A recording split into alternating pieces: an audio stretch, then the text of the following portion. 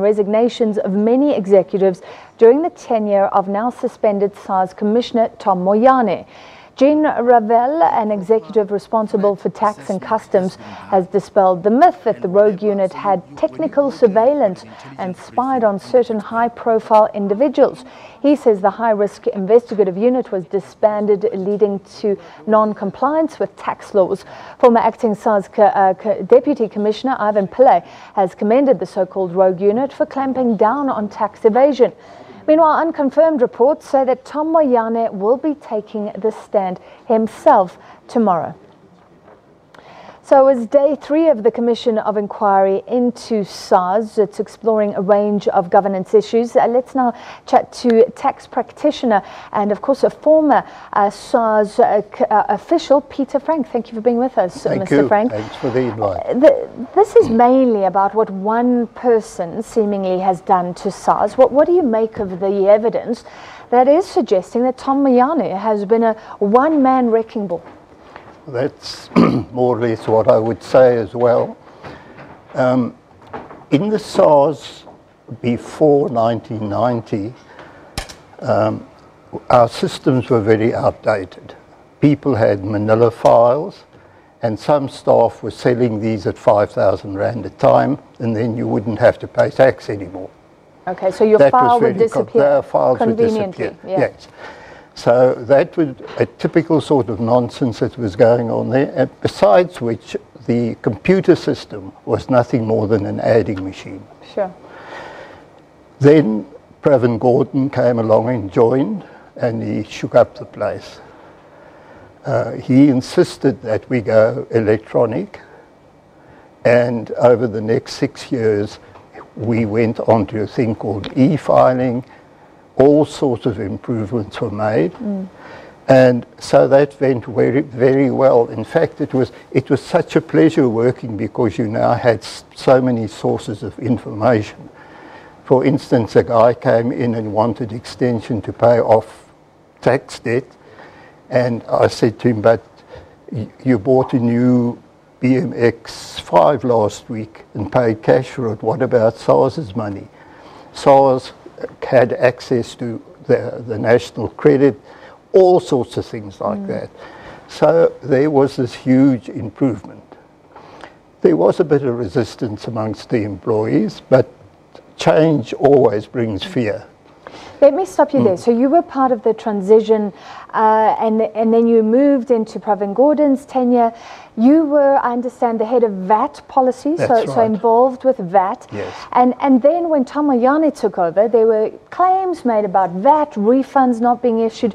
Have you watched the last few years and thought, or we have a regression again?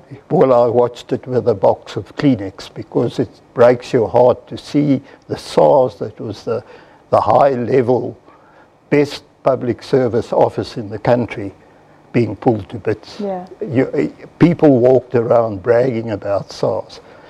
And for instance, there was a lot of effectiveness. We tackled net cash, where there was, President Gordon mentioned it on Monday. We tackled net cash. It was the first big public company that we went after. And they claimed over 100 million in false VAT refunds. Some of them are related to 4 million bras that went to Lesotho, and I went and took pictures there. There weren't 4 million wearing bras there, you know. And when that hit the press, we actually hit them for an assessment for close on 300 million, payable immediately, and that shook the whole business world. I had and this is of money people that goes to South Africa's coffers. But yes. Again, is it one man who has brought this whole thing down? Has he brought it tumbling down? Because yesterday there was a claim that he's cost the country 142 billion. So that's revenue that was expected to come in, that didn't come in. Maybe these VAT refunds that were hidden. Yes. Is it fair enough to say it's that bad? And yeah, and for instance, it's fairly well known that Jonas Makwakwa was involved in unusual settlements. I've seen some of them myself. Claims that Jonas Makwakwa stopped the inspections at cigarette factories. What does that tell you? Possible corruption? For sure. The illegal cigarette business in this country makes up 40% of the cigarette sales. Sure. I mean, that's the sort of thing that should have got full attention. It should not have been helped with their nonsense. You don't let those guys off. Yeah, one of the funny things we had there was this bus going through Lubombo border post to Mozambique every day. And one day the customs guy phoned me and said, "Peter, I can't understand this bus is going through the border 3 times a day, but it's got no passengers." So we all went down there. When the bus came again, we detained the bus, and the whole underneath of the bus was filled with illegal cigarettes. And you hardly have a conception of how much cigarette smuggling was. We also had the cigarette smuggling into Lesotho, where every man, woman and child in Lesotho must have smoked 500 cigarettes a day to justify the exports.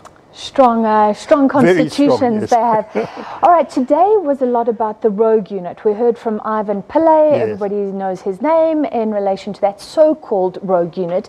Because it's so disputed, the National Prosecuting Authority still wants to go after that. Were you there during that time? What do you think about those claims? Yeah, I was there, but I wasn't intimately involved with it. It's just that in tax collection, in Germany, they have a thing called the fire brigade. They go out immediately on suspicious activities. We had a special investigations unit that had got very much watered down. And so they tried to build up a new unit.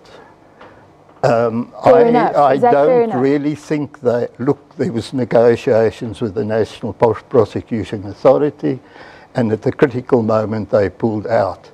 Now, I can't tell you whether it was right or wrong, but the fact of it, that thing had been put in place. I doubt whether they were doing things, some of the things that's claimed. All right, and it was fair enough to put that unit in place. That's what you're saying, given global practice. That unit is, I mean, there's this guy in Cape Liefman, that drug dealer down there, the Guptas, for instance. You've got to have that force in place to stop those people. The last big claim, Moyane contracted Bain and Company to construct this restructuring plan. Pravin Gordhan has been sort of laying out how SARS worked, that wasn't needed at all, and it cost 300 million rand. Would you agree with Gordhan that SARS was actually in a good position when Tom Moyane came in as commissioner? You know, Pravin Gordhan was an unknown article to us in SARS, and of course we were all a bit worried about him.